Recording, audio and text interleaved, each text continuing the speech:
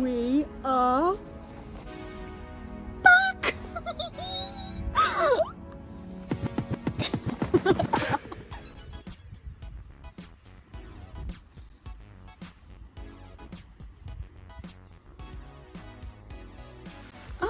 Okay, so I'm going to talk while I look while I'm walking, because I don't want to stop and talk, because I'm too excited and I just want to get out there rock pooling, but I want to chat about how just amazing this is. It is fantastic. I cannot wait. I'm so happy to be back. This is I've been so excited for this all week. It has made the world of difference having this to look forward to and knowing that I'm going to be coming here. But today is one of the nicest days I think I've ever been rock pooling, bearing in mind it's April. Look at the bag that I have. These are all the layers I brought. There's more in my rucksack. I was loaded up and I'm absolutely roasting. There is not a cloud in the sky. There is a light, comfortable breeze, perfect for filming because you guys get great audio quality. I get just a little bit of cooling wind that I apparently need on this absolutely incredible day in April. What is more fantastic as well is that this is April, and April is one of my most favourite times to go rock pooling because it's early spring and some really magical stuff happens on the rocky shore. But last year we didn't get rock pooling until late July, I think it was July. I think it was the end of July maybe. And that is a whole period of time on the rocky shore that is so important that we missed out on.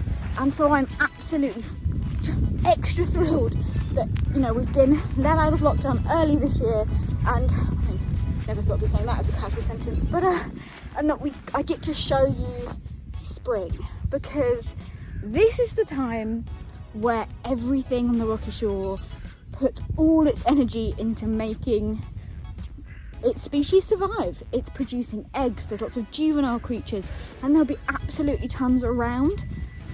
And everything is starting to grow and everything is starting to be more colourful, and there is just going to be this massive explosion of colour and life. And I'm so happy that this year we get to capture that. And that is what I'm most excited about finding today, just all of the species that are, you know, kicking off the year in style. Like we are with kicking off the rock pooling. I am so happy. And, oh, well, we're back at it. I'm so excited for what we're going to find. I'm just going to shut up and get on with it.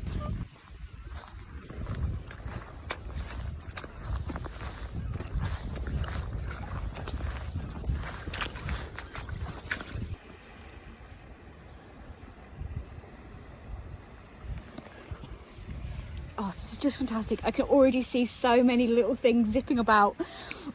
So much life. Oh my goodness, can you... Oh, I'm not going to be able to get that on video. That was incredible. It is the most juvenile little flatfish I've ever seen in my entire life. Where'd you go, buddy? Oh, you're never going to get that again. He was basically see-through. Oh, this is so exciting. Oh, I wonder if he'll pop back up. Look at the little things zipping around.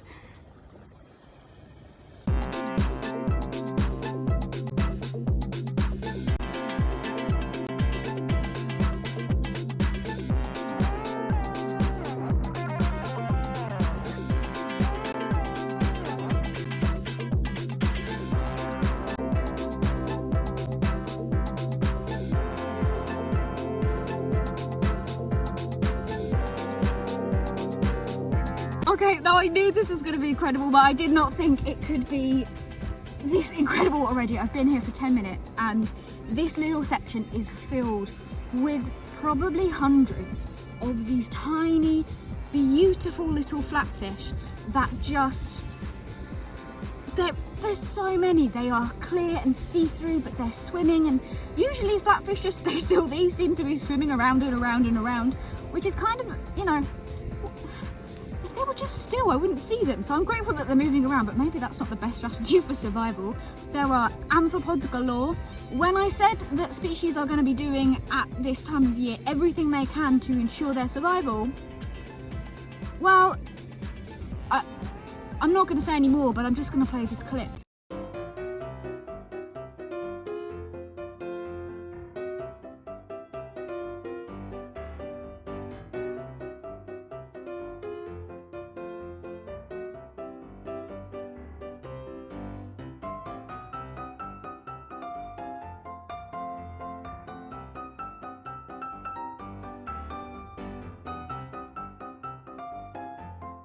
Because I think that sums up the type of wildlife interactions you can see at this time of year, but you can also see the result of that, which is these gorgeous, amazing, beautiful species. We've got so much more to explore. I'm gonna have to pull myself away from these beautiful baby fish and see what else we can find.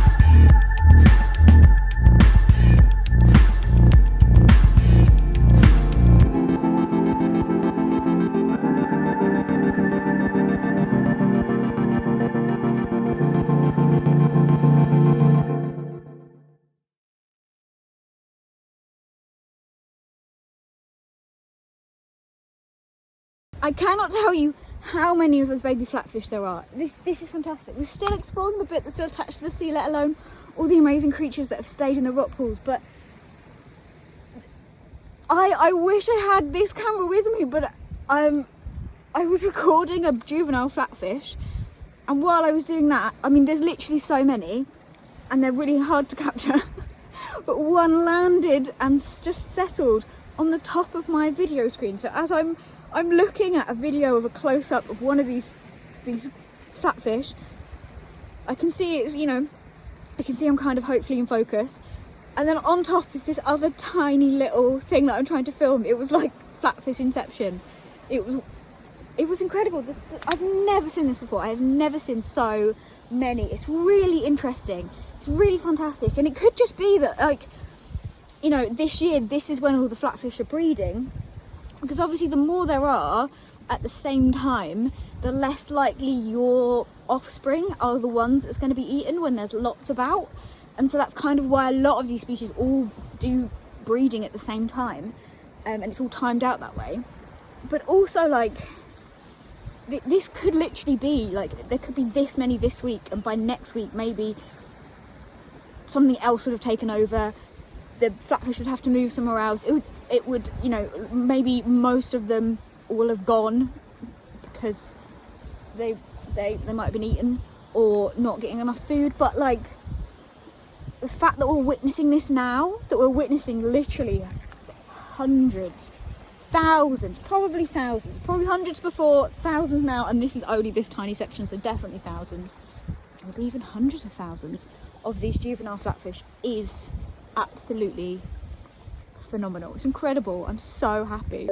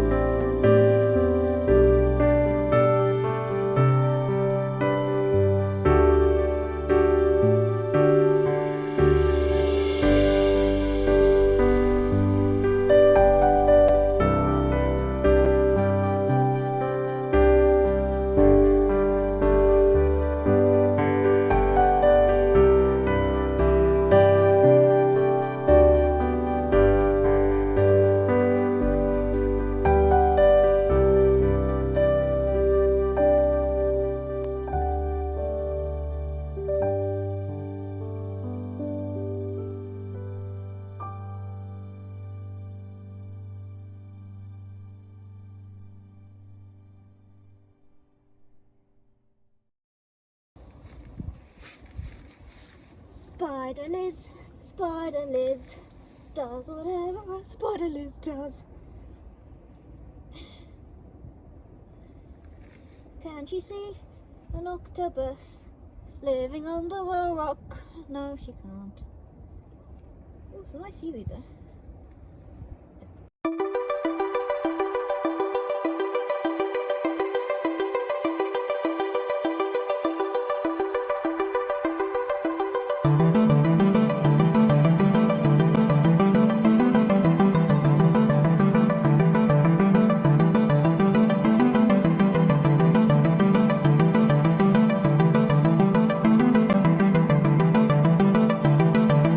Oh, you aggressive, beautiful creature. Hello, lovely. Oh, you are stunning. Please don't attack me with a...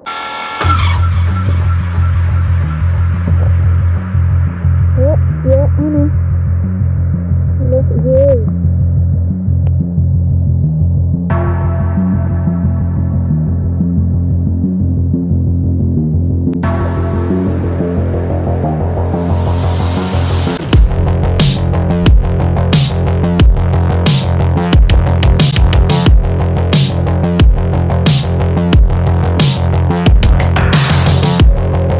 You are a beauty, and I haven't held one of you in years. So don't go for me.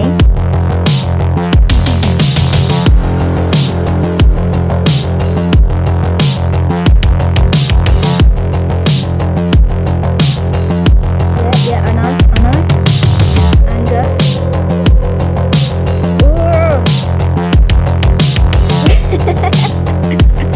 Oh, gotcha. Oh, he'd have me if he wanted. So I have found my favourite species of all time. Barnacles are my favourite group of species. Crustaceans in general are amazing. But this is my favourite all-time species, the devil crab.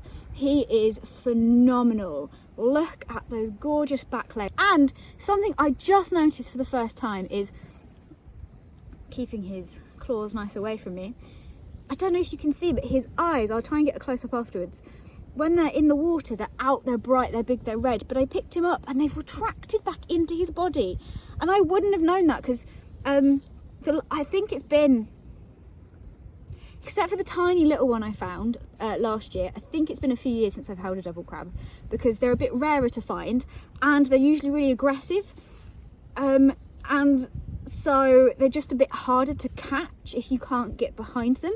But the guy was, well, he wasn't too cooperative, but he was cooperative enough for me to grab him. I love them so much. It's the perfect example, crabs, of how they all live. They're so different. Their personalities are so important to their survival because they all need to be different to live in the same place. And this guy's way to live is just pure attitude, and they are gorgeous. I'm going to get some close-up footage of him out of the water and then we're going to put him back. But I can't believe their eyes. That is such a shock. I'm so happy I found him. Ah, the perfect welcome back. Even if you did try to eat me. Yes, you did. You tried to eat me. Yes, you did. Yes, you did. You're going to come back in my nightmares and haunt me for mocking you, aren't you? Yes, you are. Yes, you are. Yes, he is.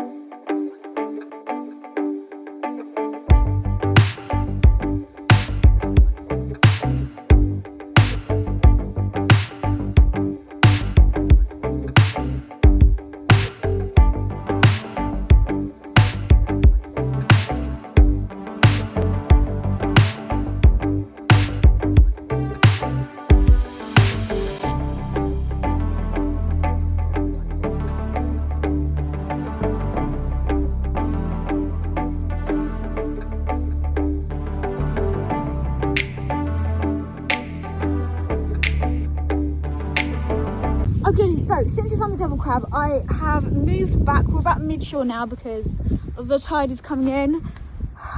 I mean, this whole thing wouldn't be possible without the tide, but it is heartbreaking when it starts chasing you back up the shore. I'm having such a good time, even though I'm glad I bought the layers, because I am now all but one layer up, and it's not, my wellies are full of water, and my hands have been in the water, and it's just, you know, it's good to keep layered up. So you might see me as the video goes on just getting like more and more layers just to keep warm. But I brought a flask. I've had a nice flask cup of coffee, and we're ready to tackle all of this.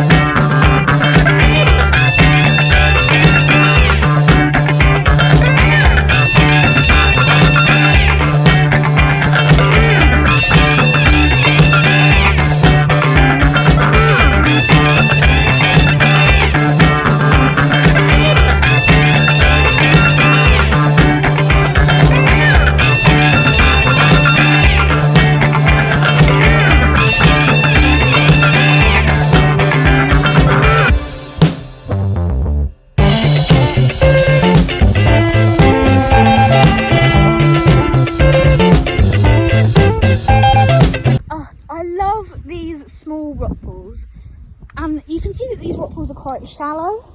It's probably less than half a hand to a whole hand's like depth, whereas other shores like St Andrews are like much deeper, and that's great in some cases, less great in others. Sometimes it is difficult to get enough depth between you and the camera to focus, but sometimes it means that actually you have the perfect depth because the species can't get too far away from you. And finding common shrimp here, ironically, isn't that common. And usually we find them in St Andrews, and I've got some great footage of the shrimps at St Andrews, but because the pools are deeper, sometimes they like to come up into the camera and they're moving around a lot more, and it's difficult to focus, and sometimes they just get too far away. Well, these were just perfect there, and I hope, fingers crossed, sometimes I take what I think is an amazing picture and I get it onto like a good screen, not the little camera screen, and it looks terrible. But this time, fingers crossed, it looks as good as it looks on here. I've got some great photos. So as well as like filming this, I also take pictures as I'm going, and you can check them all out on my social medias. My Instagram is Marine Mumbles, that's where most of the pictures go, and chatting and learning new facts about species, also on Instagram, but also on my Twitter, which is at Marine Mumbles. But now I'm walking around and having to like run away from the sea, and I'm like, oh, my feet are so heavy, I'm so unfit, out of practice.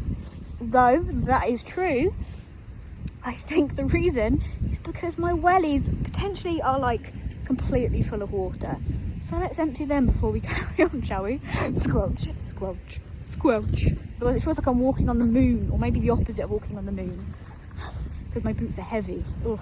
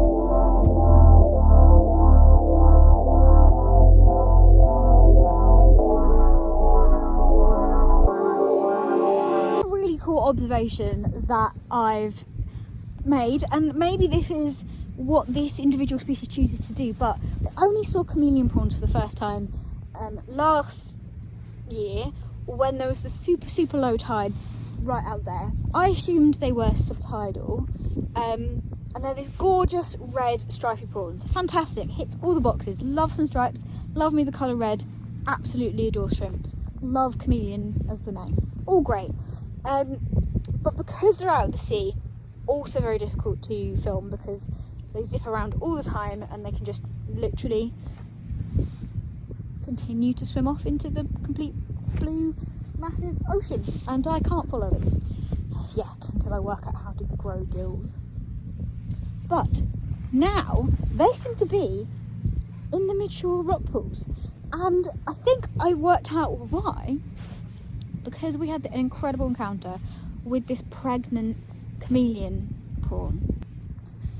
And I always think it's a privilege to film something when they have eggs, or they're pregnant, or whatever it is, whether the species decides to, shrimps have eggs and then the female, I think, carries them, but I have to double check, it could be the male, but I'm pretty sure it's the female, carries them until they kind of hatch and swim off. A bit of added protection.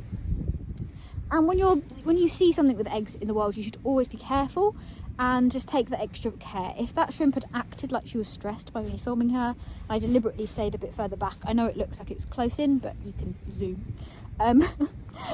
And she didn't act stressed whatsoever. Like, if I go to pick up a crab, I got a video of me holding a crab with eggs, but I went to pick it up and didn't realise it had eggs, so I filmed it and put it back. But if I see a crab with eggs, I won't deliberately pick it up, just because that is, probably like 1,000 of those tiny creatures there on that tiny thing. And you don't want to be like the barracuda from Finding Nemo. You don't want to be the one that means that not Dory,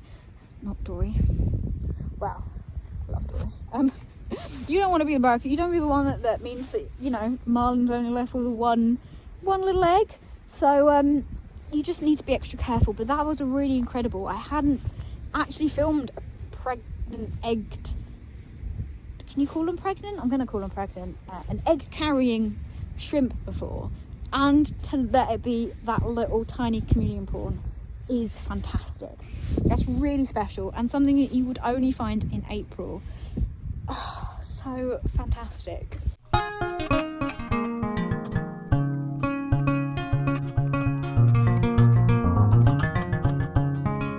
So, something I carry with me, but don't often feel the need to use, because it kind of, I don't know, I just feel like sometimes filming stuff in its natural filming stuff in its natural habitat is better. And because I film so much, if I brought every species I saw out of the water, not only would I be disturbing quite a lot of things, but it would take forever, but mainly the disturbing thing. However, I have just found something that I wanted to show you, and I have this piece of equipment. It's basically just a tray, but it's like a silicone one, so I can scrunch it up in my bag.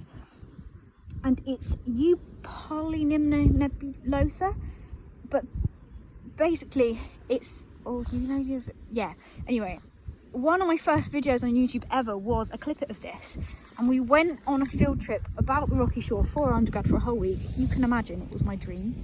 And I first saw this species when the lecturers got it out on a table and they left it there for a while, and you just watched it extend its feeding tentacles. And it was one of the most beautiful and magnificent things I'd ever seen. So I'm gonna watch this little guy, and hopefully he'll come out, and hopefully he'll unfurl his tentacles. He's not yet, but fingers crossed.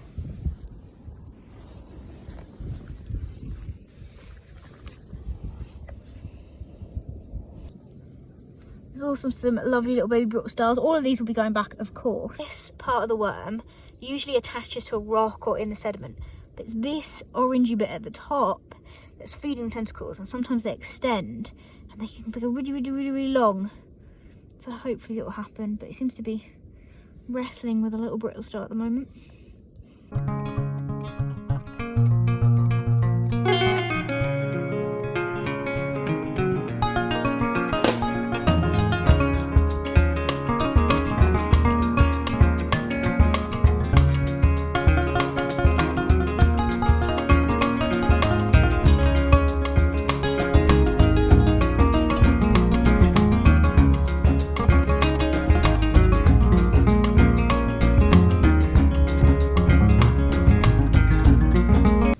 I'm gobsmacked, genuinely gobsmacked.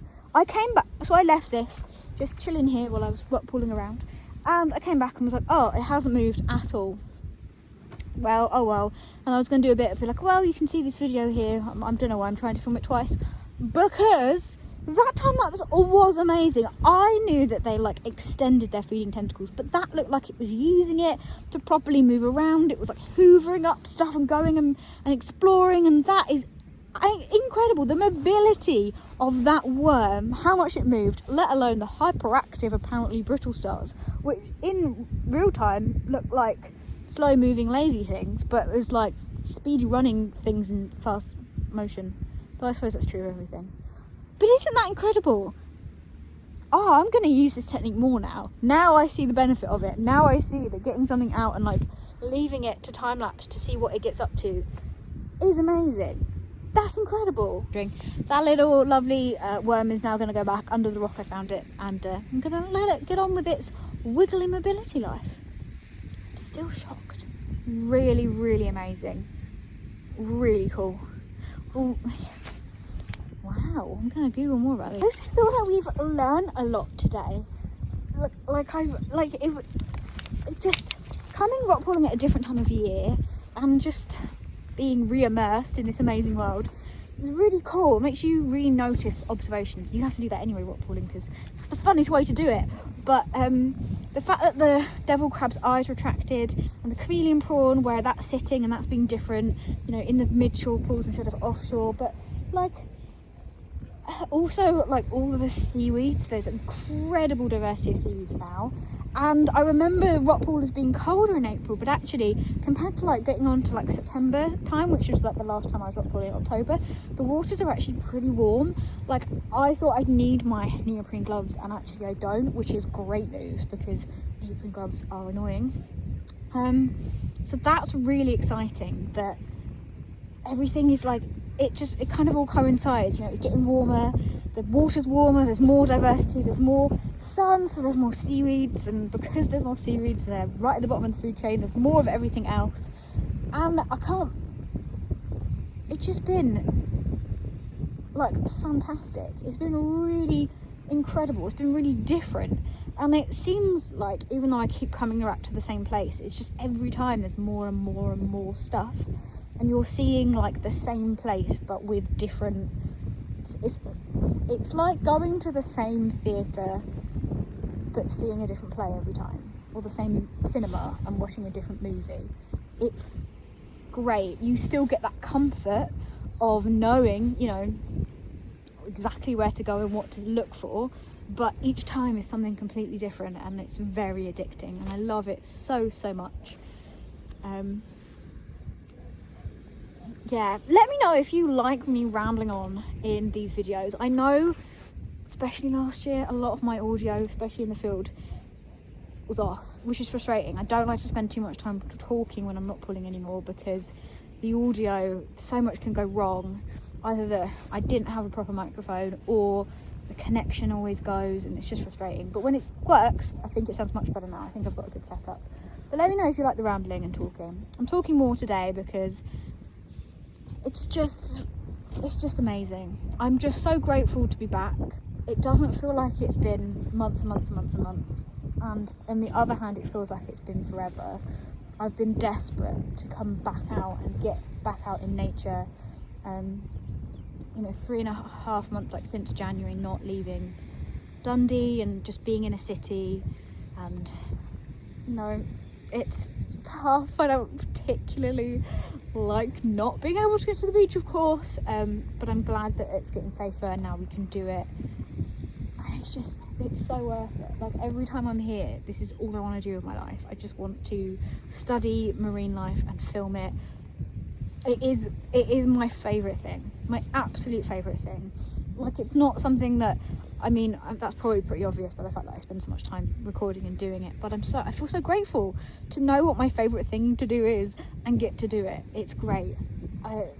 Just getting a good camera shot of something rock pooling is amazing. Like, I love rock pooling, I will come rock pooling anyway, but there's something particularly that I love about being able to come rock pooling, film it, talk to you guys, share it, like that whole experience of thinking, oh my god, this is going to be really good for the video, I can't wait to show you, or I haven't seen this, or maybe we should be looking for this, or that shot's amazing. And I get to, like, even though I come rock pooling alone all the time, I get to share it with so many people, and experience of getting to use the camera to share the amazing rock pooling world is just great. Yeah, I am out of practice with the filming though. You can kind of tell, like, the more you film, the easier it gets. Like, you'll realise that, like, some of the, it's weird, like, at some point, like, getting the macro to focus just takes, like, a little bit forward or a little bit back, and knowing that is the difference between a fantastic shot and a shot that's ruined, because everything moves so quickly. So if I think, oh, I need to get that, let me move forward a little bit, and it actually blurs it more, the thing will swim off. Or if I can move it back a bit and it's in perfect focus, I'll get it just before it swims off. And so just kind of getting really familiar with exactly, like, where to put the camera does take time. So I'm hoping that that continues to improve. It usually does. I usually get much better at filming later on. 2 spotted gobies were my mission last year. That took a whole, like, summer to get used to filming, because the camera just would not do it. But I'm excited. I'm excited that this is the first of hopefully many rock pooling trips. Many. I just want to live here under the sea. Okay, well, I think we are going to end it here. I feel like it might come across that I'm ending on a bit of, like, a calm note, as in, like, a why are we not frantically trying to fill the time with getting as much rock pooling footage? There's still rock pools to be found, and yes, that is true, but there's something lovely about sitting on a beach, watching the rock pools from a distance, and just taking in the waves and the sun for the last 20 minutes. And that's what I'm going to do, because I haven't had that chance to just sit and take in the surroundings and the sound and the smell of the beach, and it's all just fantastic. I've got time lapses going, so they're really exciting. And I'm just going to take 10 minutes to kind of just appreciate that we're back here and think about all the fantastic things that I can film and get up to. And I'm so excited. Today has been an incredible rock pooling trip. I always think they're incredible, but God, the Kent came out then, think that they're incredible. But those flatfish at the start were particularly fantastic. That was, I'd never seen that before. I may never see that again, though I am coming back here tomorrow. So that's also part of the reason why I can take 10 minutes to sit and enjoy the sea, because I'm coming back straight away as soon as I can. I will not be away from the sea any longer. But yes, thank you for watching. I hope you can all get to the coast and experience nature, or whatever nature you like, and just take some time to fall back in love with it, and just appreciate it and enjoy the time that we have. It's so precious, and we, notice it so much more when it's gone, and appreciate it so much more when we have that chance back. So my heart and my soul are happy, and I've just got to the point where I'm super chilled. I'm just so chilled, just so nice. I'm